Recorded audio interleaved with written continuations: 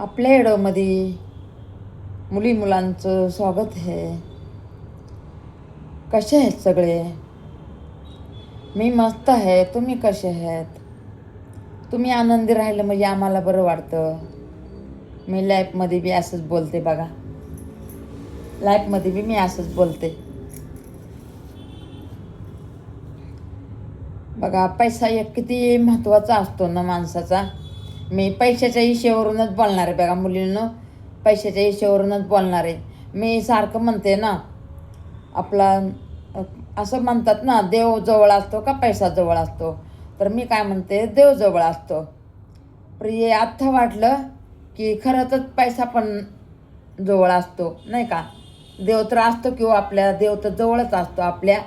Main देव जे बोलतं तेच आपण करतो. आपण देवाविरुद्ध काहीतरी करतो का? देव आपल्याला जे सांगतो तेच आपण करतो. धन्यवाद माझ्या मुलींनो. एवढं माझा बघा जा, ऐक जा आणि कमेंट करून सांग जा मुलींनो. माझी बहीण असन, आई असन, भाऊ असन, माझे सगळेच असतील. ऐक जा पूर्ण. इडव ऐक जा. टिप मारून नका बघत जा जाऊ. मेन पूर्ण इडव बघ जा. तेव्हा तुम्हाला कळन की आमची आई बहीण काय बोलते या. बघा पैसा एक किती महत्त्वाचा असतो बघा आपला. पहिला तर देव, नंतर पैसा. आणि आपण म्हणतो काय करायचं एवढं पैशाला? अहो काय नाही, काय करायचं कसं? पैसा बघा माणसाला लई पळवतं या. आपल्याकडं नसू द्या ना.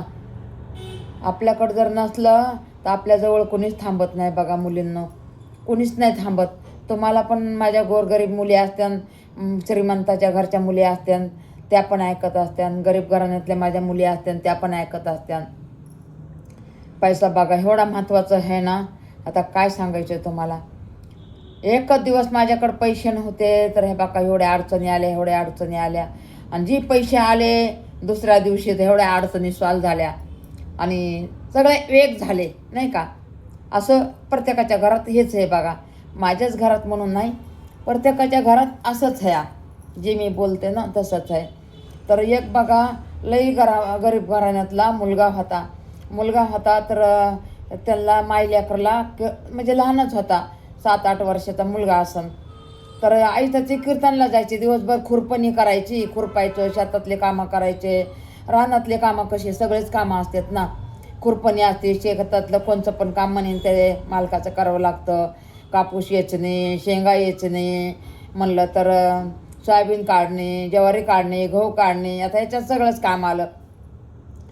तर मग ते दिवसभर काम करायचं, संध्याकाळी जेवण बिवण करून लेकरला घेऊन शेणे नवरा बायको कीर्तनला जायचे. पहिले गावगाव कीर्तन व्हायचे तर मग कीर्तनला जायचे. तर त्या लेकरला देवाचा जरा नादच होता, पहिल्यापासून नाद होता देवाचा. तर मग ते पोरग म्हणायचं, आई मला तिथं टाळ वाजायला थांबव ना. ती म्हणायची नाही बाबा, मोठे मोठे आलेले आहेत आपले साधू संत, आपण नाही जायचं तिथं, लोक नाव ठेवतात, तू नको जाऊ. ते म्हणला जाऊ दे ना आई, मला लय टाळ वाजू वाटायलाय, मला टाळ वाजवायची कधी संधी भेटन. आता आलेच समोर आपले कीर्तन करता, आपण बघ ना, विचारून बघ ना माझ्या मुलाला टाळ वाजू द्या. ते परत वाजवायचं. असं एक लाकूड घ्यायचं आणि तांब्याचा किंवा पितळाचा थळा घ्यायचा आणि ते असं असं असं असं असं असं वाजवायचं पोरगं. त्याला असा नाद होता. म्हणली बाळा तुला नाही येणार वाजवायला, लोक हसतील. म्हणला मी वाजवतो, मला फक्त तू सांग, कीर्तन करा मला सांग की माझ्या मुलाला टाळ वाजू द्या. तर मग ह्याच्या अंगावर बिचारायच्या. मग तिला लाज वाटायली. माझ्या मुलाच्या अंगावर बाई फाटके तुटके कपडे आहेत, माझं पोरगं कसं तिथं जाऊन टाळ वाजवून, लोक हसतेन आमच्यावर. नवरा बायको म्हणायला लागले. तर नाही बाबा म्हणून शिने पोरगं रडायला लागलं. नंतर तू एवढं पण माझ्यासाठी करीना की साधूला म्हणेना, साधू संताला म्हणेना की टाळ वाजवायला माझ्या मुलाला दे. तर रडायला म्हणून ही जरा गेली एक साईडला. तर सगळे म्हणाले, ए बाई इकडे ये, ए बाई इकडे ये, तू तिथं कशाला चालली? एवढे मोठे कीर्तनकर आहे, मोठे मोठे लोक आहे, तू तिथं कशाला चालली? ती म्हणते मला क्षमा करा, माझ्या पोरांनी जिद्द केली या. ते म्हणते की मला टाळ वाजवायचा. ते म्हणलं हा का, तुझ्या पोरांनी जिद्द केली का? बरं. मग कोणता पोरगा आहे, ये इकडं. मग पोरला उचललं आणि गेली पुढं. तर म्हणते हे माझा मुलगा आहे. मग तर एवढं लहान पोरगं टाळ कसं वाजवणार, आणि त्याच्या अंगावर कपडे नाही चांगले, काय नाही, फाटके तुटके कपडे आहेत. अहो म्हणली कपड्याला काय बघताय, त्याच्या मनाला बघा ना. मग एक वयस्कर माणूस होता, ते वयस्कर माणूस म्हणला, अरे बाबा लेकरची इच्छा आहे टाळ वाजवायची, येत असन त्याला, तवा तर म्हणते ना टाळ वाजवायचा आहे. म्हणला अहो पण ह्याच्या अंगावर कपडे फाटके तुटके आहेत, काय आपली इज्जत राहीन का या गावाची. अरे म्हणले गावामध्ये आपले लेकरं बाळं गरीब गुरीब आहेत, मायबाप त्यांचे लेकरं गरीब आहेत, ते कुठून आणणार चांगले कपडे, कुठून घालणार. हां, ते जसे आहेत तसे सुखाने खाते, सुखाने राहते, त्यांच्या मनामध्ये काहीच खोट नाही आहे. बिचारे दिवसभर मेहनत करतात, तर तू कशाला लागला अडवायला, तू नको अडवू, ते लेकराचं मन नको तोडू. तर मग ते म्हणतं बरं ठीक आहे. मग गेला ते टाळ वाजवायला गेला, तर तिथून अजून एक मोठा माणूस आला, ए उतर खाली, तुझ्या अंगावरले कपडे फाटलेले आहेत, तू उतर खाली. मग रडत रडत ते लेकरू उतरून खाली आलो आणि आईला म्हणलं चल घरी मला थळा वाजवायचा आहे. आणि मग घेतला थळा, घरी गेले मायबाप, थळा घेतला आणि असा वाजवायला लागला.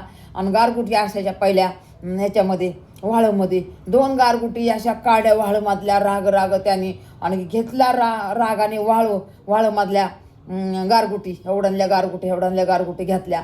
आणि जे घेतल्या गारगुटी अशा करून रागाने त्याला धुतलं पाण्याने, रांजूनमधलं पाणी घेतलं धुतलं, आणि हे असं करू असा टाळ वाजवायला ना, की ते आवाज तिकडं कीर्तनकाराच्या कानामध्ये घुमला. बघा ना घर किती लांब, आणि त्या गारगुटीच्या आवाजाचा कानामध्ये घुमला. कुणाच्या? कीर्तन जे करत होते का त्यांच्या. आणि कीर्तन असं वाजवायला की जसं काय त्याला नशा आली, असा वाजवायलाय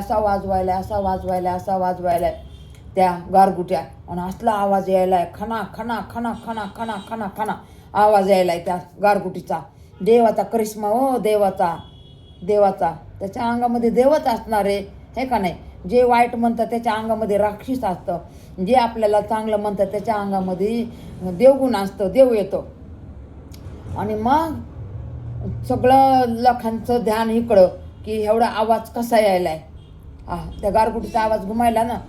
आणि मग कोण उठून यायला लागलं ह्या घराकडं, तर मग म्हणतो बरेच लोक आले ह्या घराकडं की आवाज एवढा कसा यायलाय. मग आले तर चांगले लोक जे दयाळे माळे होते ते आले इकडं उठून की ह्यांच्याच घराकडं आवाज यायलाय.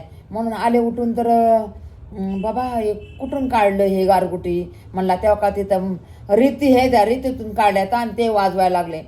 मग म्हणतो तू एक दिवस तुला त्या भजनाच्या तिथून खाली उतरले ना, तर तू तेच माणूस तुझ्या भजनाला हे टाळ वाजवून अशी जिद्द केली बघा त्यांनी.